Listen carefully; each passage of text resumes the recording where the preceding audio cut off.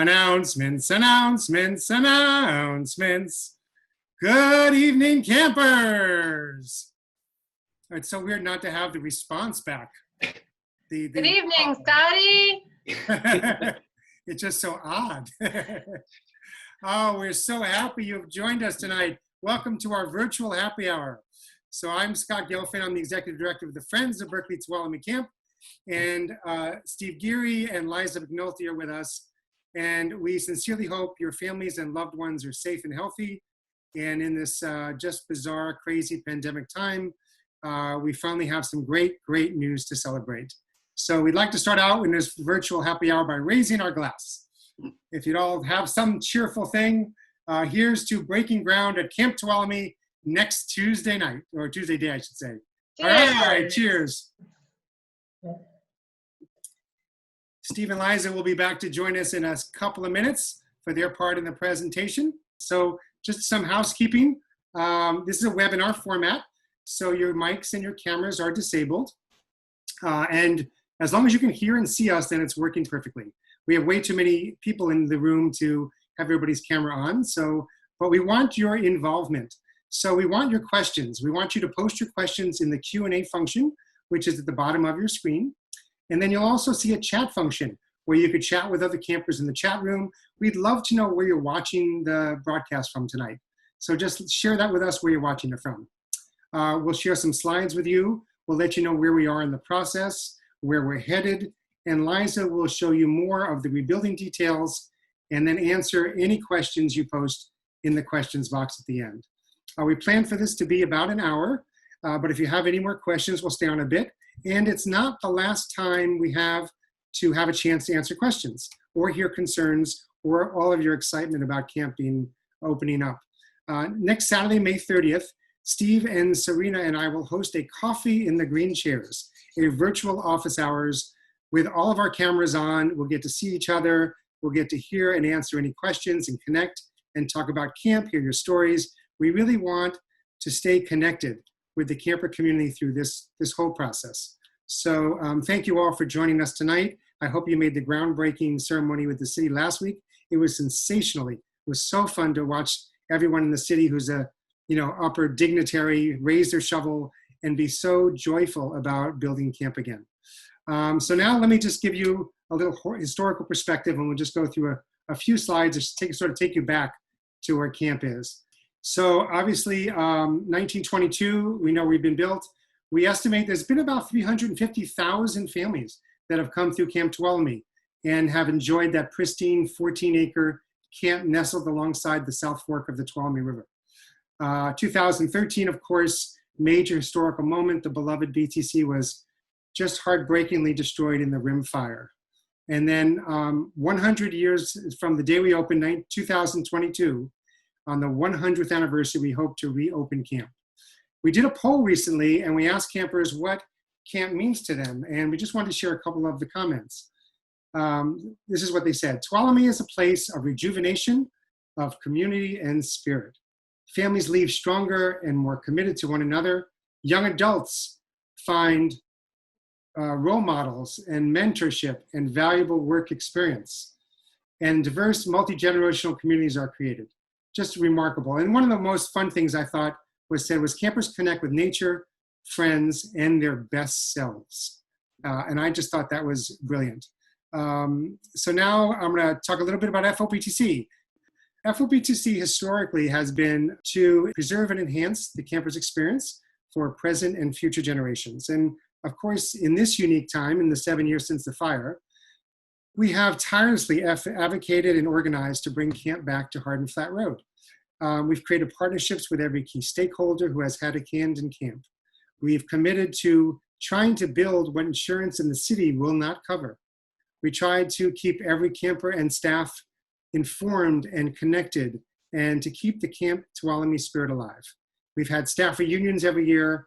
We have gone and supported the whole summer at Echo Lake so that families and staff there could really feel like it was the same camp and the same traditions, and the business was successful. And it has been. It's been a remarkable run at Echo Lake for the last number of years since camp was closed. We've had some major accomplishments, and we just want to hit on a few of them that we're really proud of. The rebuilding campaign in 2019 raised over $1 million in donations and pledges for rebuilding, for planting mature trees, for building shade structures, things that will not be covered by FEMA or insurance funds. I must say that whole 10-month window that Marcy and I spent with so many campers was just extraordinary. It was so wonderful to see everyone's heart and desire to be back in a place that they feel like is their favorite place on the planet. It really inspired our work, and we now have a good amount of money to really work on that really expensive stuff, which is building shade structures and planting mature trees. Those are big ones. We've planted over 10,000 trees already in the area, working with a great partnership with the upper management of the U.S. Forest Service. And then 2013, since then, we've held over 175 events as the Friends, from the Berkeley Rep and the Freight and Salvage to town hall meetings to house parties and a lot of one-on-one coffees. From San Diego and Los Angeles to San Francisco to Berkeley and Oakland and all the way up to Portland. We have energized our deeply connected community of spirited campers, staff and supporters, and I got to say right now, we really feel like as a board that we have done a great job with keeping the spirit of Tuolumne alive and well until we can be back by the river. So it is my great pleasure to introduce one of my dearest friends on the planet, my camp buddy, and the co-creator of the staff shows, the president of the Friends, Mr. Steve Geary, who will talk about what's next in this process. Take it away, Steve. Thank you. Thank you, Scott. Thank you. And hey, everybody, great to be here with all of you. You can see I've got behind me a rendering of what we're all going to be looking at from Kitty Beach in just a couple years, these beautiful buildings. So can't wait for this picture to be real. I wanted to just talk to you a little bit about what the board has going on right now and sort of what our process has been recently. The first thing I wanted to say was to thank you for all you've done with us. Recently, we did, I think over the winter, a survey that we got many respondents, and we asked all of you, what's most important about coming back to camp for you? What are the things that are, that you want to make sure that we, as the Friends, are working on? What are the things that you want to make sure are there when you get back? And we got an overwhelming, wonderful response. And this word cloud you actually see here on the screen, this is a representation. This is literally the words that you use to describe what you want back at camp, and the size, dictates how often we heard that word or that sentiment. So I love this image here. I personally think it would make a great t-shirt. I would totally wear that t-shirt. But this is just a good sample of sort of what we heard from all of you. And that survey was really important to us. The real sense that we got is that, there's a lot to do for us to ensure that camp is really comfortable and shady with as many mature trees as we can, and ready for us by opening day. And we also really heard that, it's really important to make sure the physical space comes alive, really with the traditions and the spirit and that joy that is Camp Tuolumne. Next slide. Therefore, the BTC board gets together every year for a one-day retreat. And at this year's retreat, armed with all the feedback we got from you from the survey this past year, we put together a 3-year strategic plan. In particular, a 3-year plan, so one that went beyond just the opening of camp. That was really our goal there. And we came out of that with really 4 goals that you see represented there. And I wanted to talk with you about those just very quickly.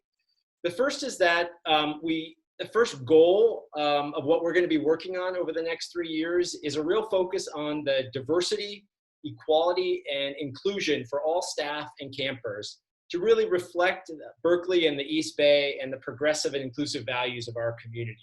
We heard that from a lot of you, and we really want to focus on that. We also, secondly, want to continue, obviously, to support the rebuild with essential funds, advice, and partnerships with the city, county, state, and federal agencies, and really to work to continue and enhance your camper experience. And I'm sure, Liza, when we get to the Q&A portion, we'll talk about how FOBTC is already working towards that, focusing on the rebuild piece. The third thing we want to do is really steward nature at camp, to provide beauty and shade and safety, so tree planting, revegetation, year-round caretaking of the area, see if we can plant 10,000 seedlings and mature trees around camp, revegetate the 7 acres of habitat along of Thimbleberry Creek and the river, and make sure we build a nature center that will provide enriching environmental education to all campers, and really to help deepen and appreciate that's very special space that we're all missing. And of course, last but not least, we want to really focus a lot over the next 2 years, in particular, about reestablishing camp traditions and spirit.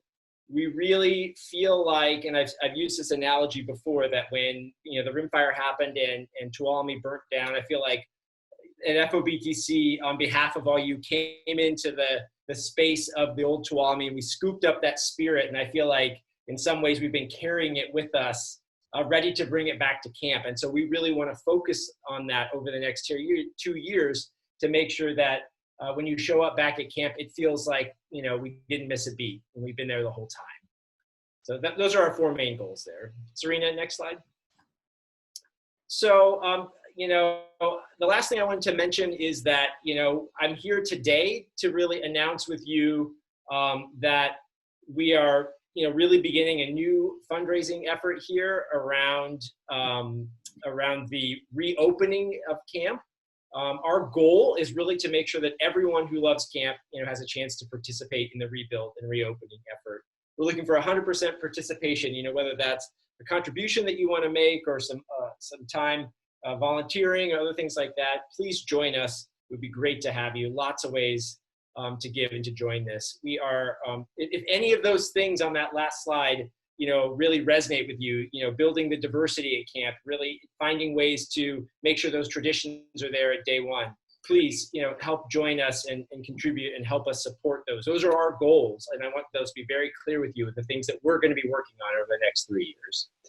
So for generations, Camps Ignited, all of us with the Tuolumne spirit, it's been a place for families to reunite, for us to rejuvenate, connect with nature, really create lifelong memories. I represent 4 generations of Berkeley campers. This is really the time for us to focus on making sure that on day one, camp is the camp we want it to be, and that it feels comfortable, and that we make sure it's right for future generations, because there's no place we'd rather be. So thank you all. And Liza, I wanted to take a moment to introduce you, now the star of the show. I'd love to hear from you and the latest on the rebuild. Thank you so much, Steve. Well, I'm very, very happy to be here. Thanks everyone who's joining us. What I'm going to do tonight is I'm going to go ahead and share my screen, and I'm going to take you through a brief presentation, give you a little bit of information about me, run through our schedule looking ahead, and give you an overview of what we are rebuilding at camp. I am going to go through it pretty quickly because I want to leave lots and lots of time for questions. However, everything I'm presenting today is on the City of Berkeley's website, on the City of Berkeley Tuolumne Camp website. So if you want to pore over any of these figures, those are there and available to you. So with that, is that working? Hopefully. Yes. Great, thank you. Okay, so what we, a little bit about me. So I am the Capital Improvement Program Manager for the City of Berkeley Parks, Recreation, and Waterfront Department. It's quite a mouthful. I spend about 90% of my time on Berkeley Tuolumne Camp. I'm a City of Berkeley resident. I have been for almost 20 years, and I'm also a camper. I grew up doing various family camps with my family on the East Coast, and I had the pleasure of spending some time at Berkeley Tuolumne Camp in 2013, the summer before it burned down. The photo that you see on the top left there is from that trip. That's my daughter, looking adorable at 3 years old. She's of course now 9. And like many of you, I'm sure, I knew from almost the moment I set foot at camp that a new family tradition had been born. So I bring to this not only a professional commitment to the City of Berkeley to bring this asset back to our residents and our campers, but also a real personal commitment because I want to get back there with my family. So how quickly will we be back there? love this schedule because I have not had to change this schedule since I made it almost 3 years ago. Every time I update this presentation, I just mark that little green arrow across the screen to wherever we are now.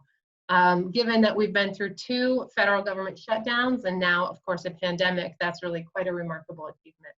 But we remain on track to reopen 2 campers for the summer of 22. One question I get a lot when talking about the schedule is why did it take us so long to get here? The fire happened in 2013. Why are we just now breaking ground in 2020? There's a lot of answers to that question, but one of them is that we have an incredibly complex network of jurisdictions here, leading to a really complex permitting scenario. So I'm not going to spend too much time on this, but this is sort of a high-level overview of the permits that we have to acquire for this project. We've got, of course, City of Berkeley owned property on land owned by the United States Forest Service in Tuolumne County with a sensitive habitat throughout our site, primarily the South Fork of the Tuolumne River.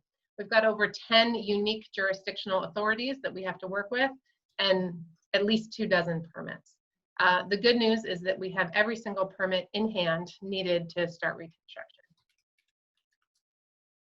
So before I talk too much about exactly what we're going to rebuild, we have to spend a moment on, of course, what we had before the fire, because that really grounds us in what we're rebuilding and why. So what you see now is an overview of the pre-fire camp. To orient you, if you can, hopefully you can see my mouse here. This is Hard and Flat Road here. Here is the main driveway coming into camp. And this is the river, of course, running through camp with the swimming area there in the center. So the goal has always been to rebuild what we had to meet current code while mitigating all environmental impacts. And that second half there, current code and mitigating environmental impacts, has major, major impacts on what we build and how and where. So what just popped up on your screen here, this big blue area, that's the 100-year floodplain of the South Fork Tuolumne River, and we are not allowed to rebuild within the 100-year floodplain.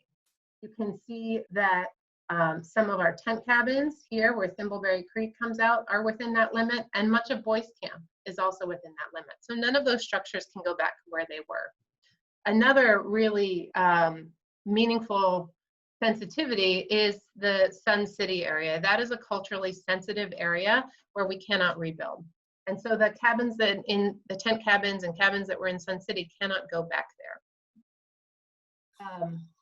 What that means is that what we're building changes.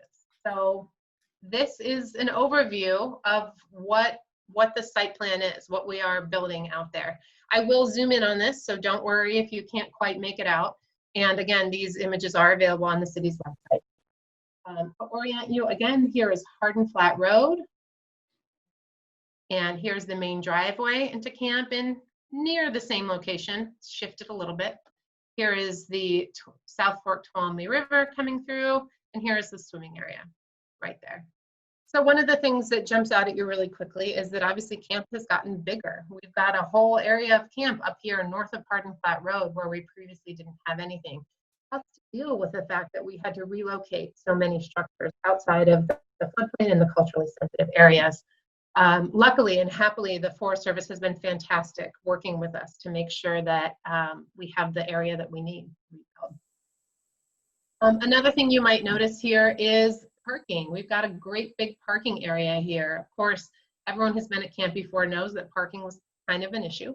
And it is county law, county code, that we provide off-street parking. And so we couldn't recreate the situation we had. We had to find off-street parking for everyone. Something else you'll see, perhaps notice here, is these green circles are trees, and there aren't a lot of them. We have had to remove thousands of trees because they were burned and dead and hazardous. And so we're doing everything we can to protect the trees that remain, but reforestation is a major long-term goal of camp reconstruction.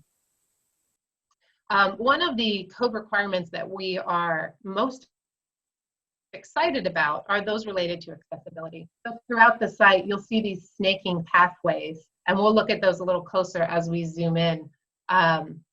Those are accessible paths. So we have an accessible route of travel to every common use facility at camp. That includes the island, it includes Kitty Beach, and it includes archery. We're really, really excited about that. I'm going to talk you through on this slide arrival and how it works, because you kind of need to see it on the scale, and we'll talk about it more as we zoom in.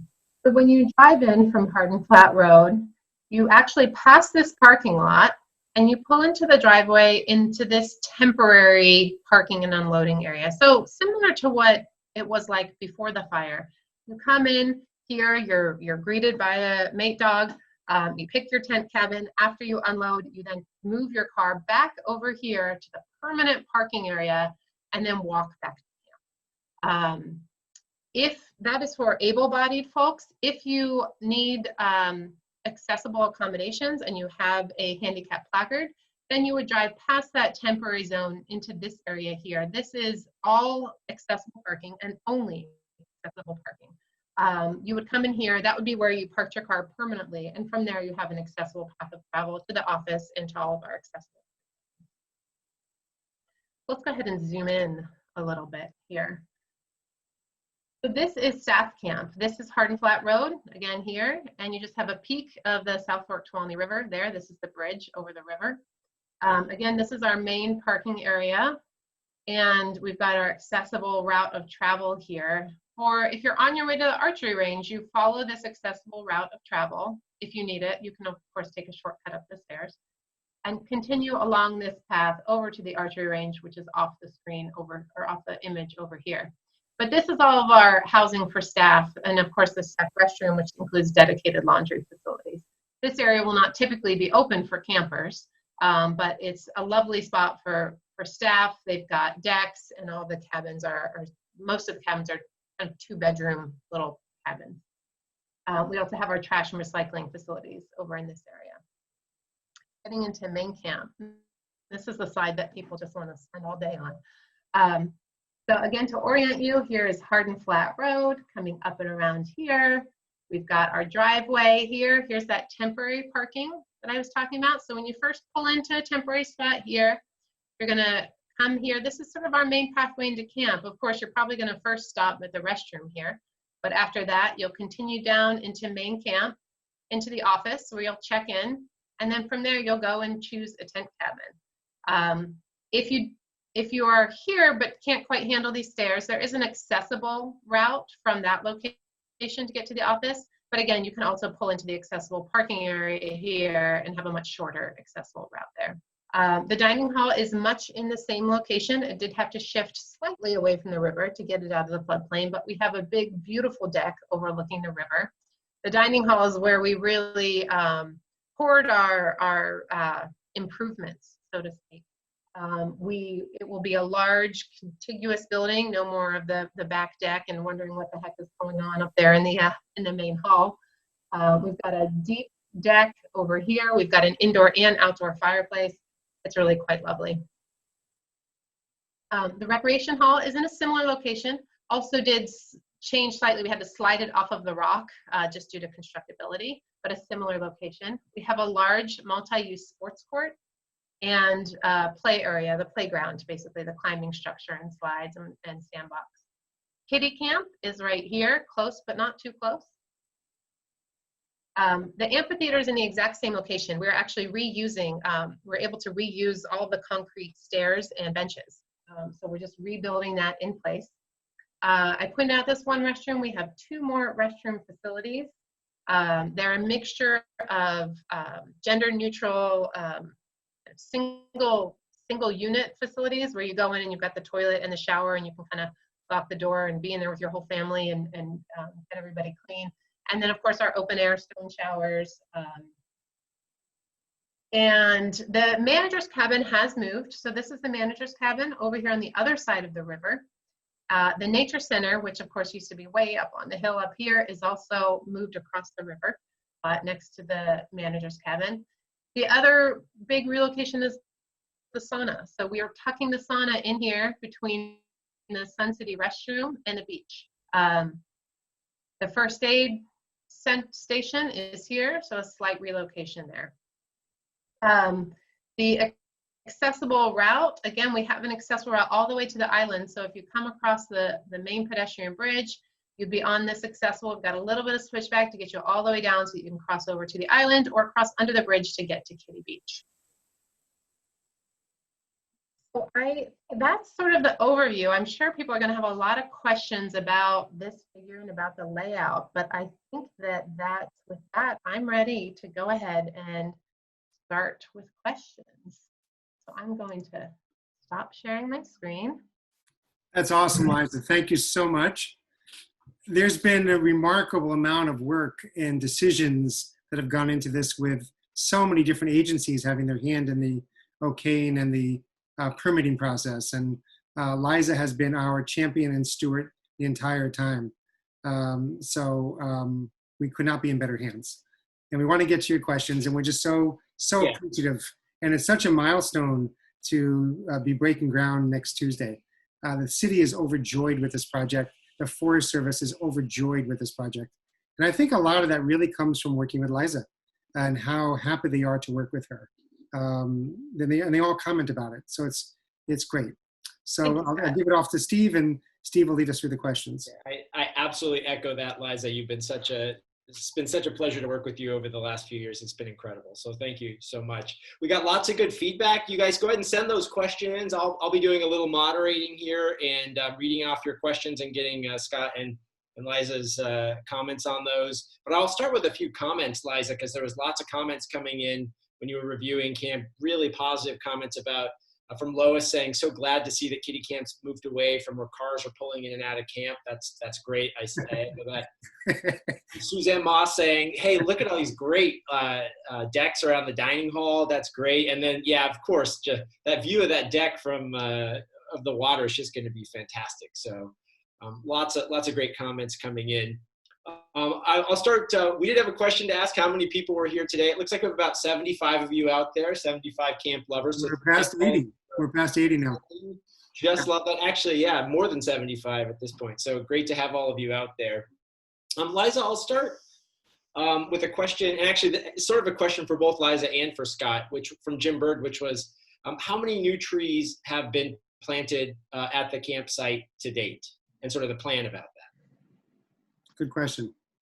Only a handful to date. Unfortunately, we had planned a major tree planting event for this spring, as many of you probably know, and unfortunately, due to the pandemic, had to cancel that. So we have planted about 24 very, very small trees. That's related to our mitigation for the trees that we anticipate having to remove within the 100-year floodplain. So those are just little stakes that are right in the riverbed.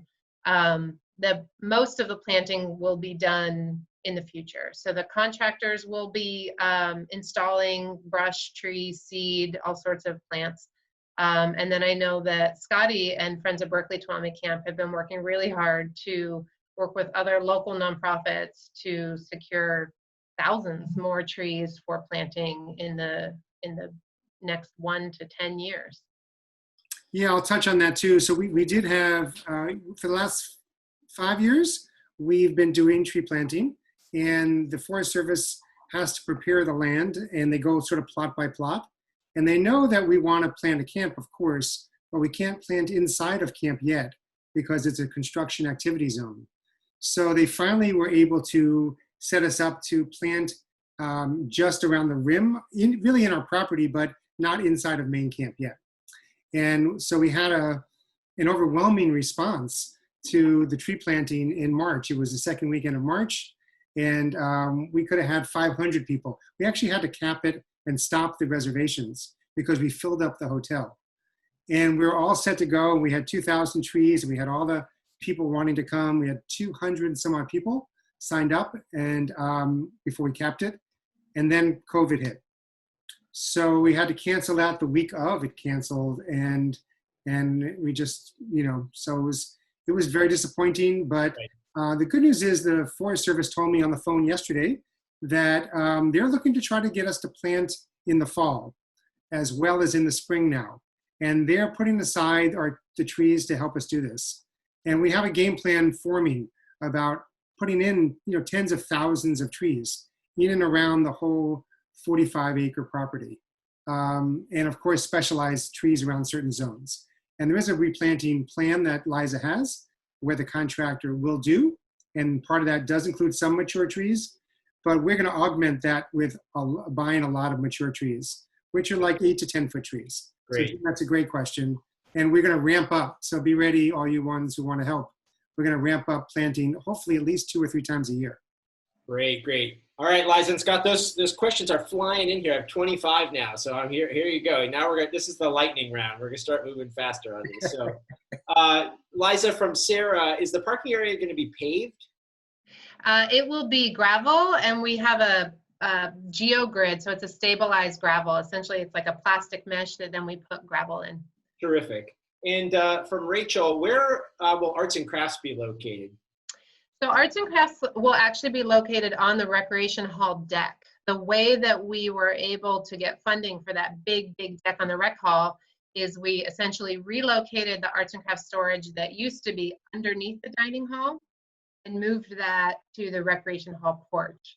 So we acknowledge that there is some flexibility with programming as far as where arts and crafts actually occur.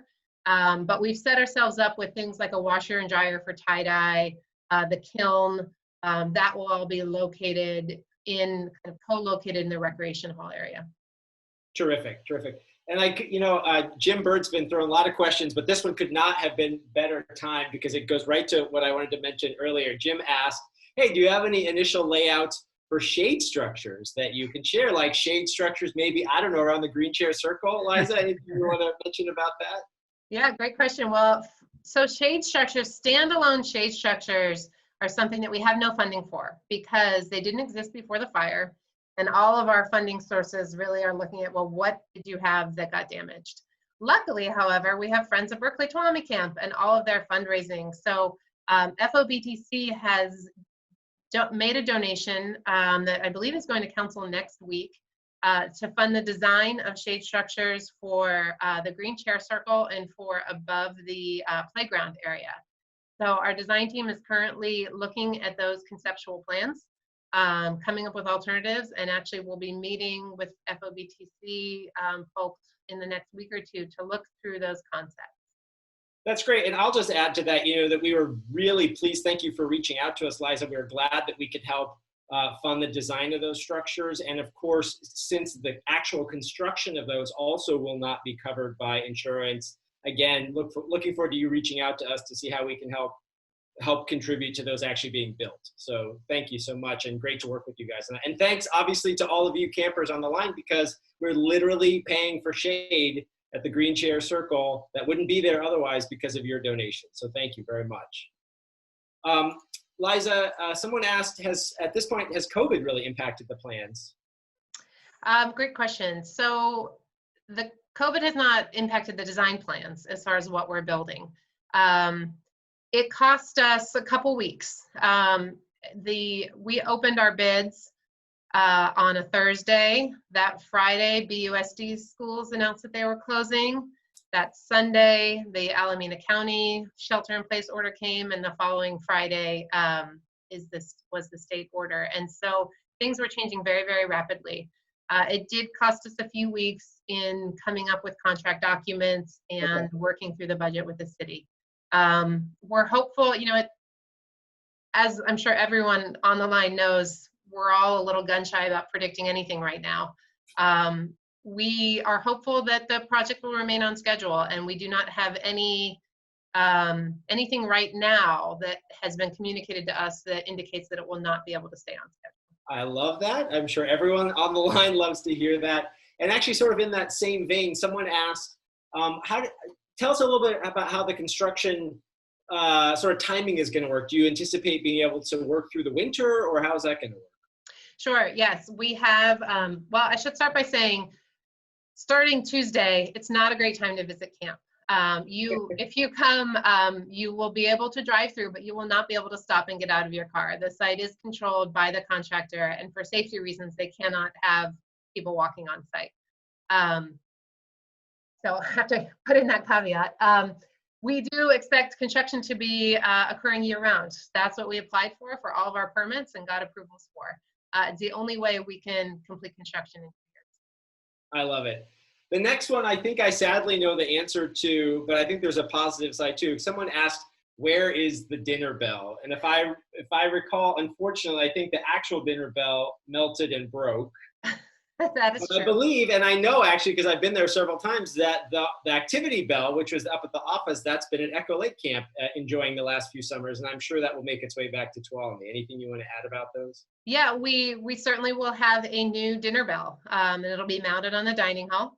And we, talked. One of the odder conversations with our design team was about how, they needed to make sure to route the rope so that kids could reach it when we wanted them to, but not reach it when we didn't want them to. So both the recreation bell and the dinner hall bell will be on site.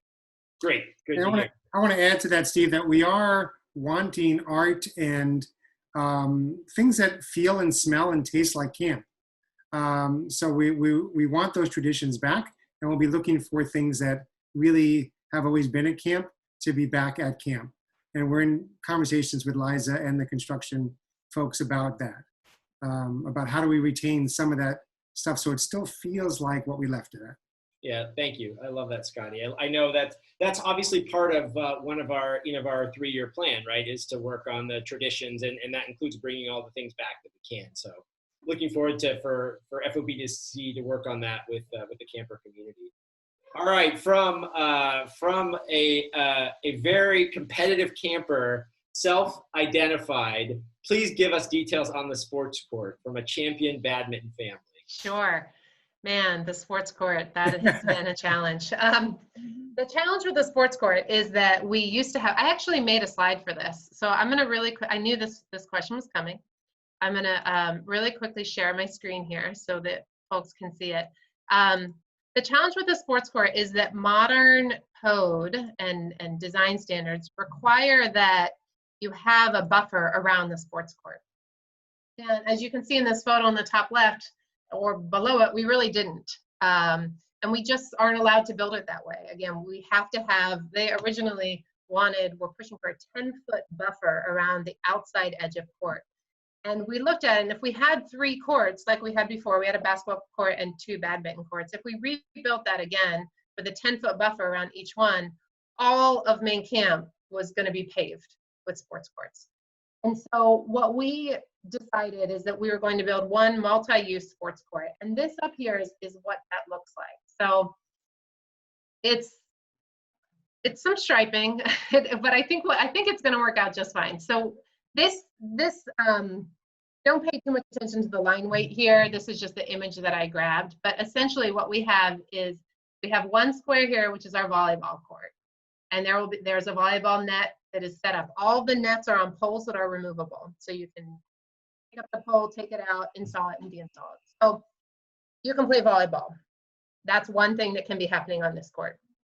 Or you can be playing basketball on this side and then 2 games of badminton. There's one here and there's one here. We have a net actually between the basketball and the badminton, so those can actually be happening at the same time without being worried about getting whacked by a basketball as you're playing badminton. So that's the long and short of it. We wanted something where we could have basketball and badminton happening at the same time, so we didn't have to program those 2 uses with people taking turns with each other. We couldn't find something where volleyball and badminton could happen at the same time. Okay, this great. is what the sports court looks like. We do recognize and acknowledge that that there is interest in still having some separate badminton courts, and we've started to identify where those could happen.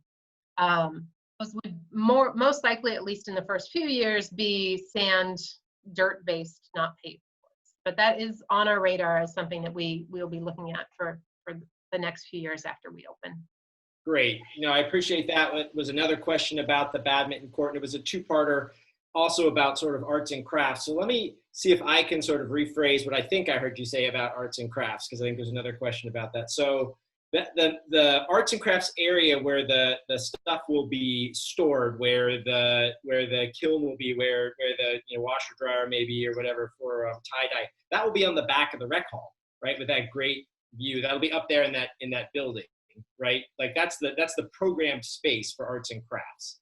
Beautiful views, great location, be gorgeous building, lots of like decks and space there. However, where actual arts and crafts activities take place at camp, that isn't tied to a structure, that's tied to the programming. Exactly. So if someone wanted to do an arts and crafts activity, say down by the river or down below the dining hall, right. we could move an we could potentially do an activity. Or at the nature center, for example. Or so yes, that's right. Exactly right. That's exactly right. Good. Great. Let's see, any changes to the access to the swimming hole? No, the weirs the swimming hole will be the same. The weirs are in the same location. Kitty Beach is in the same location. There is some work to be done there because over the years the sediment has built up and the vegetation has built up. If you go there now, you'll kind of say, where's the beach? So there's some work to be done to restore it, but once that work is done, those things will be in the same locations. Excellent. Okay. And great question. I'm actually curious about this too. So we talk about construction starting on Tuesday, Liza. So what's actually going to happen next Tuesday when we break ground? Sure. The first thing they'll be doing, the first order of work, is installing BMPs, best management practices, to protect the river. So these are things like silt fences and what are called straw wattles. They're sort of like straw logs, essentially surrounding the work with fences and measures so that runoff from the site can't get to the river. So that's what they'll be starting with. The following week, they'll then start with demo. So there's still a lot of broken concrete and rebar and unsafe conditions on the site, some of which needs to be removed so that we can rebuild, and some of it needs to be removed just for safety. So that's the next week's worth of work. And then I don't have the detailed schedule, so I can't tell you any more than that. That's good to know. That seems like a reasonably good start. We all want to protect the river. I don't even know what a GeoGrid parking lot is until you explained it. You're getting some thumbs up from that. So some people out there know what that is and love that. Also some other good thumbs up on arts and crafts and things like that. So let's see. I think you said there will be a kiln. There was a question about that. This is a great question because it's near and dear to my heart too, and probably one of the first things I asked you when we talked about the design. Liza, will there be stone showers? There will be stone showers. Yes. In fact, there will be, I believe, I don't have the number in front of me, I believe there will be twice as many. That is music to a lot of people's ears. And with better water pressure. Indeed. Much better water pressure. Liza, while we're still talking about, there was a question about sort of water access and whatnot. What about beaches with sand? Anything around that? Yes, so we have applied for, we don't yet have it in hand, our long-term operation permit from CDFW, but I expect that we'll receive it. And that permit includes the placement of sand by hand on the island to sort of restore the surface of the island, as well as Kitty Beach in the area around Kitty Beach. We do not anticipate placing sand on Lower Beach. Great. All right, you're getting some thumbs up on the 2 bells for the kids. That's good stuff. And let's see. Next one? Eileen, I love your question. One of these years, Eileen, not that I want to be part of the Women Wood Warriors, but I would love to at least get to join your snack hour when you guys make those great cookies. The Women Wood Warriors are asking where the firewood's going to be stacked, Liza. Oh, great question. We have a few ideas about that, and so that's something we'll be working with the Women Wood Warriors on eventually. My idea is to stack it between the office dining hall. We've got the office dining hall, and then we've got the parking area. I would love to see almost like a wall there of the wood to help shield the view of the parking lot. That's one idea. We have a few other ideas for where that can go, including an area that's covered on the back of the dining hall. But I think we've got a few ideas for it, and we'll be working with the folks who do that work to see what makes the most sense.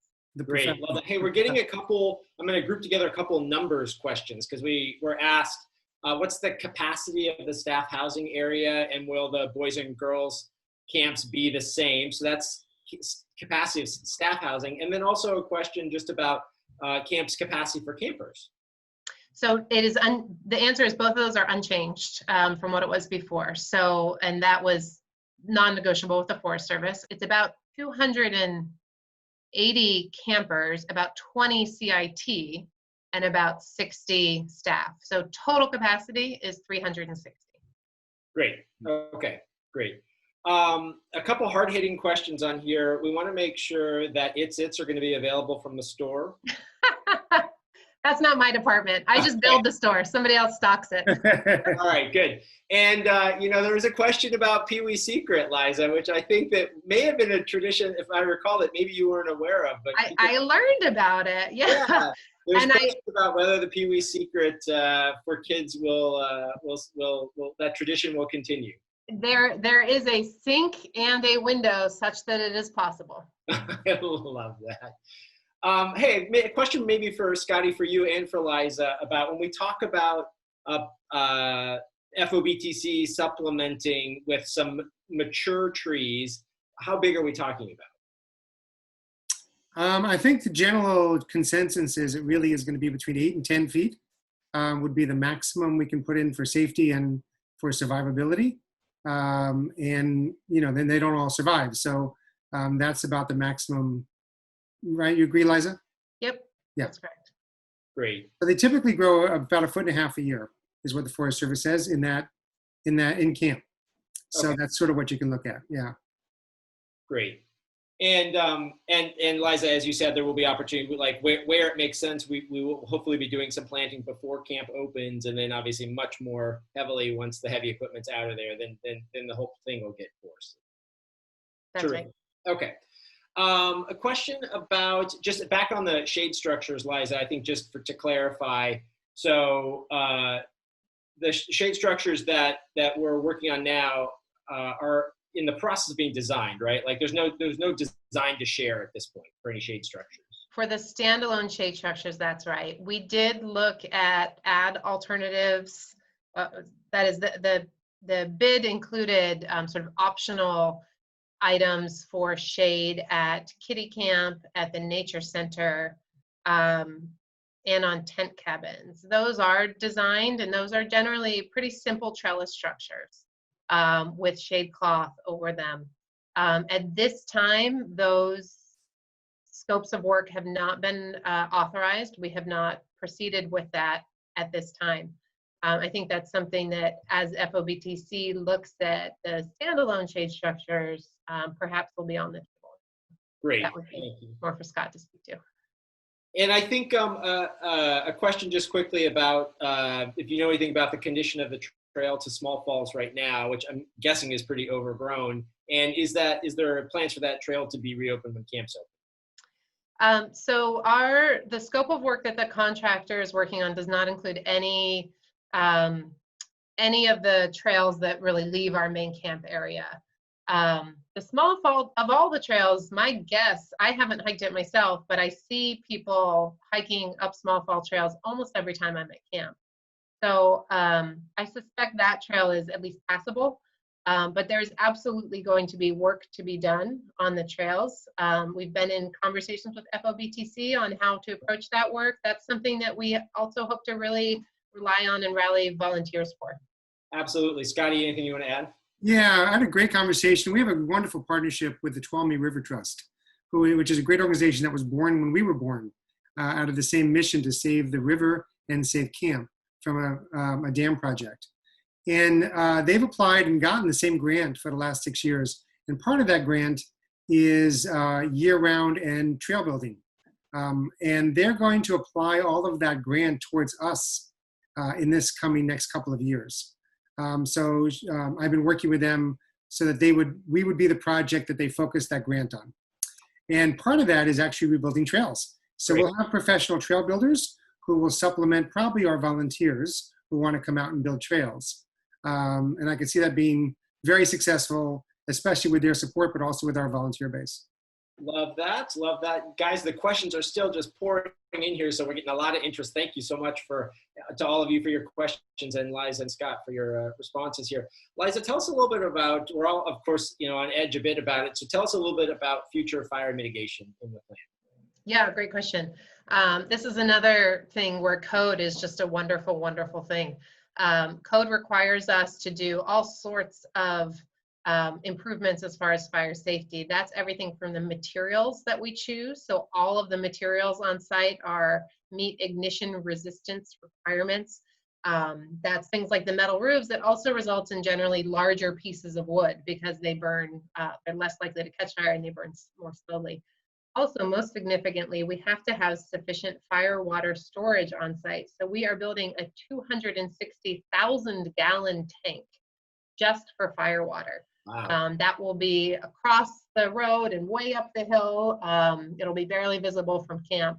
But with that fire water storage, we'll have multiple fire hydrants in and around Hard and Flat Road in the vicinity of the camp, as well as standpipe, fire compliant standpipes throughout the site. A few of our buildings are sprinklered, not too many, just because code doesn't require it on all of them. We are also having conversations with the Forest Service about, in the long term, establishing a fire break around the entire camp. That's not something that is funded. It's also not something that is permitted as of yet. So that's one of the elements. And then I think the other real important thing is that our revegetation plan is very cognizant of the long-term fire fuels management that will be required at camp. And so not only are we planting things that are going to be copacetic with that long-term fire management, but part of our long-term management plan is then implementing that fire fuels management on site. Great, thank you. This, I think, is maybe a question for both of you quickly, because it may come from FOBTC and also from the city, but people are asking about plans for building green chairs. Is that a potential future volunteer activity? Everything is a potential future volunteer activity with this group. There's no doubt about it. We're going to be building a lot of green chairs. I'm not sure what's in the base bid, but I'm sure we're going to probably need more than that. And we did have a great chair building party that you led, Steve, that was super successful for Echo Lake. So I'm sure we'll duplicate that. We have a lot of people who've actually contributed money to have their name on a green chair as a memorialized. And so those are going to be super popular. And we're thrilled. It was very generous of people to do that. So yeah, we're going to have a lot of green chairs because that's what people look forward to most at camp. And there is one other note I wanted to say, Steve, about the last question on permitting and code. One of the great gifts in the garbage about this is going to be one of the most accessible, ADA accessible camps in the country because it's built to current code as well as fire resiliency. And there's a gift there for us to have people be able to be more comfortable in camp who need that accessibility that camp never had before. So I think it's going to be very well received for people who have accessibility needs, especially. Love that, love that. Liza, I can't believe we haven't talked about it yet. The questions are piling up about ping pong. Will there be ping pong tables? Yes, there certainly will. We know where they're going to go. I mean, they're not, it's not something the contractor is building for us, but there will be ping pong tables. We know where they're going to go. They'll be there. Excellent. And any chance there could be a sand volleyball court at some point? Yeah, we hope so. That's something that we've thought about potentially something that could be seasonally installed on Lower Beach. It's not something that's in the contractor's scope of work, but that is something that we've been talking about internally. Excellent. And questions about campfires, is that still going to happen at Lower Beach?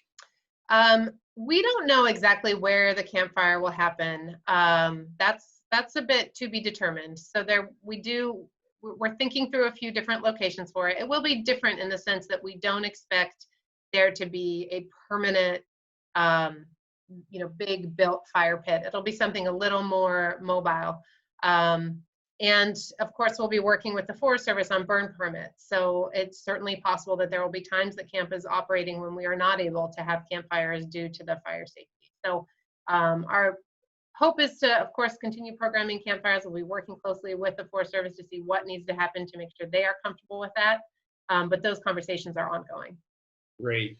Great. We're pretty much, I want to do a time check with you, Scott. We're kind of at 8 o'clock. I believe that both Liza, that you and Scott are okay going a little longer. If I keep going, we've still got lots of questions to go. Yeah, I'm good. You know how many we can keep going on? Liza, you have your drink, Liza? I have my drink. All right. Hold on, Steve. Liza, a question about how many cabins will be wheelchair accessible? Sure. 5 cabins will be fully accessible. So that means not just wheelchair accessible, but fully code compliant. So things like the amount of weight you need to use to open the door, for example, things like having lighting and electricity. Only 5 tent cabins fully meet that because that is what is code required. However, our accessible path of travel goes all the way down to the 3rd restroom, which is pretty close to where the old stone showers were. And so we have many, many more cabins that are on that accessible route, that the cabin itself is not fully compliant because it doesn't have things like the lighting and the electricity necessarily, but will be much more accessible to reach. Great. And while we're talking about accessibility, I think you covered this already, but obviously the paths and walkways code is really dictating sort of slope and the design and where those are for that accessibility, right? That's right. For all, we're required to have an accessible route of travel to all common use facilities and all restrooms. Great, great. Love to hear that.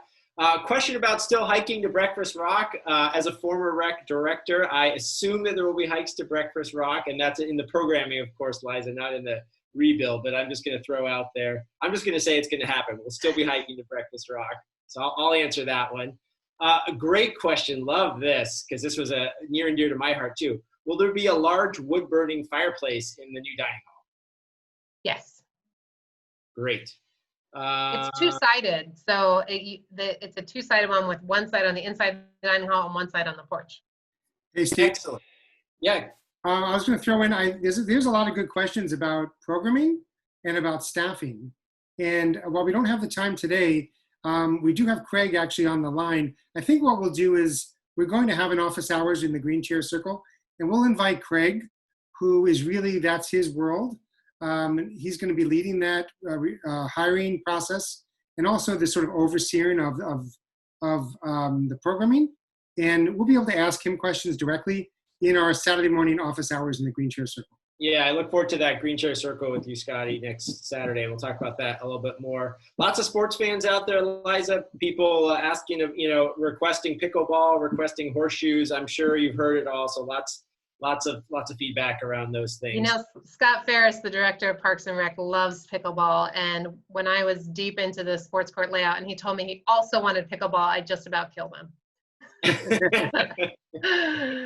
So maybe someday. Okay, a great question. Knowing that we can't build anything at Sun City, but will we be able to use that space at all? No, that space has a fence around it, and we do not have any permissions to access it whatsoever. So that will be a management thing in the sense that fence will not keep anyone out. So our staff will be working to make sure that we educate folks about not going there. Now, we hope that in the long term, we're able to do some educational programming there, but we want to do that in full consultation with the Miwok tribe, whose cultural site it is. And they have indicated that they are open to having that conversation with us, but they're not quite ready to jump into fully programming that with us. So that is a long-term thing, but we're really grateful that we have at this point a really, really great relationship with the Miwok tribe. We worked really, really closely with them in the tree removal and demolition work in Sun City, and they were very happy with how that went. And so we're hoping to build on that relationship and eventually work with them to introduce some cultural programming related to that site, but there is no access allowed at this time. Great. Lots and lots of thumbs up for those stone showers that we talked about a while back, so that's exciting. A question about whether there's going to be a variety of cabin sizes and styles. There's a variety of sizes and styles. So we have 16 tent cabins that were not destroyed that are still there, and those are all unique, as all the tent cabins were. The new tent cabins, the tent cabin itself is that is under the tarp is the same for all of the non-accessible tent cabins. What changes between them is the deck. And so we have what we call a regular size deck, a large deck, and an extra large deck. The accessible tent cabins are a little bit larger just to provide the clearances that are required. And those accessible tent cabins also, some of them have a regular size deck, a large, and an extra large. Excellent. Yep. We are, as Scott mentioned earlier, I am noting that we are definitely getting some other programming questions and questions about staff. We will save all those just so everyone here on the line knows. We'll keep all those questions and we'll bring those back for that green chair circle we'll do with Craig later. So just wanted to make sure we're not losing anything here. Also a question about just for housekeeping. Somebody said they missed the beginning of this and want to know. This is being recorded and we will be posting this up on the FOBTC website. So look for that in your inbox as well. Let's see. Good comments about building trails. Excited to, more questions about fuels management, tent cabins. Somebody wanting to do a $50 match for a green chair circle. Oh, a material, Liza, what's the material going to be for the surface of the accessible? Oh yeah, I typed in my answer there. I thought I was being very slick. It's a stabilized decomposed granite, which actually we hope to source on site. Excellent, excellent. I think this is probably a Craig question for the green chair circle hour, but a question just about echo and whether there'll be 2 family camps. Is that something you want to defer to Craig on? Yeah, the city is having many conversations about what the programming looks like between Echo Lake and Tuolumne Camp in the future, and I suspect even Craig doesn't have an answer to that yet, but it's certainly something that staff are actively thinking about and working on.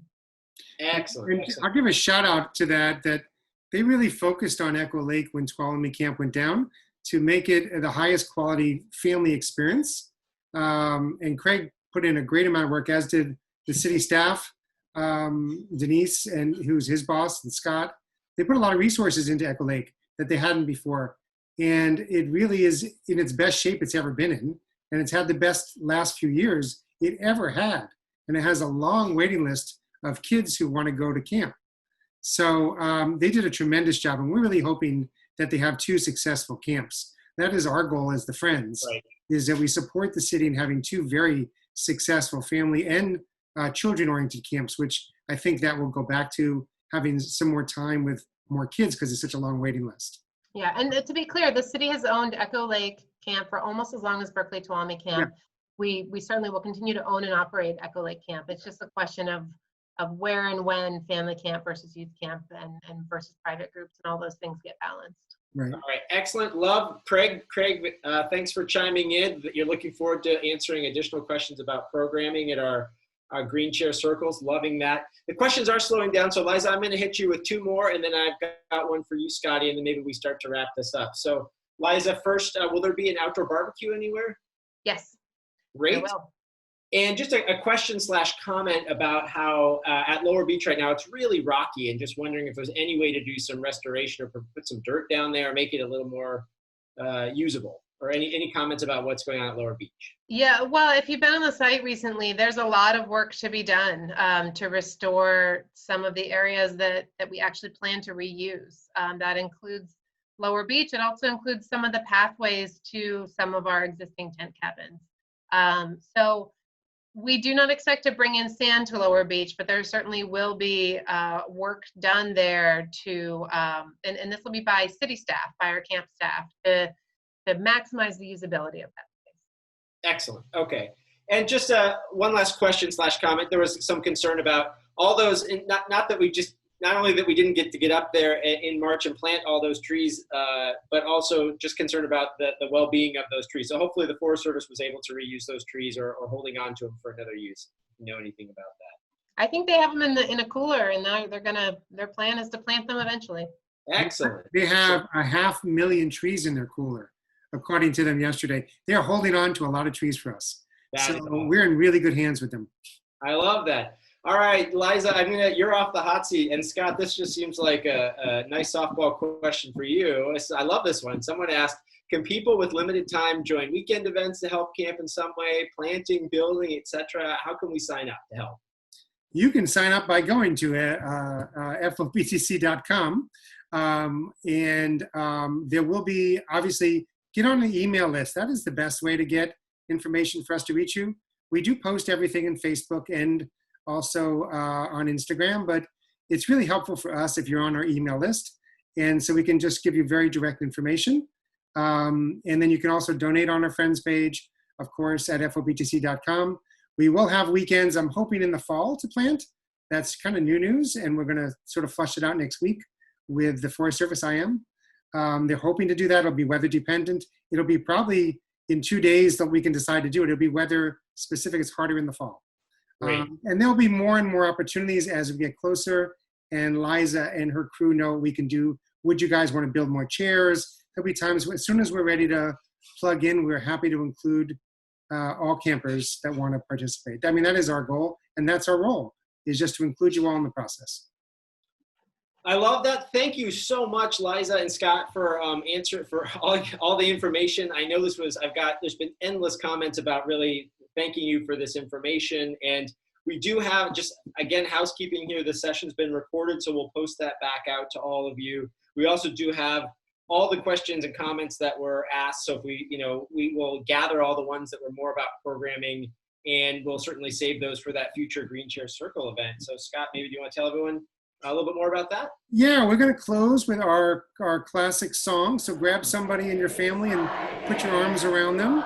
And we're going to play our song, and you guys sway back and forth as we do that. Thank you, everyone. Good night. We love you. Good night. The views are great.